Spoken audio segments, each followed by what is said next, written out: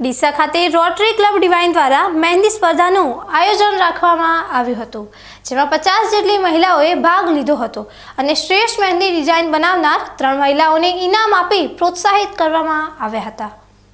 ડીસા તાલુકાની બહેનોમાં રહેલી સુષુપ્ત કળાઓને બહાર લાવવા અને તેમને એક યોગ્ય પ્લેટફોર્મ પૂરું પાડવાના ઉદ્દેશ્ય સાથે આજે એક શાનદાર કાર્યક્રમનું આયોજન કરવામાં આવ્યું હતું, જેમાં ડીસાના સુપ્રસિદ્ધ અને અગ્રણી મહેંદી આર્ટિસ્ટ માનસીબેન ખત્રી દ્વારા સંચાલિત માનસી મહેંદી ક્લાસ અને ડીસા રોટરી ક્લબ ડિવાઇન ગ્રુપના સંયુક્ત ઉપક્રમે એક ભવ્ય મહેંદી સ્પર્ધા યોજાઈ ગઈ।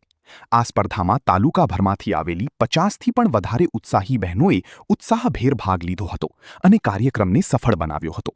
સ્પર્ધા દરમિયાન ભાગ લેનાર તમામ બહેનોએ પોતાના હાથ પર અવનવી વેરાયટીઓ અને આકર્ષક ડિઝાઇનો કંડારીને પોતાની આગવી સૂઝબૂઝ અને અદ્ભુત કળાનું પ્રદર્શન કર્યું હતું।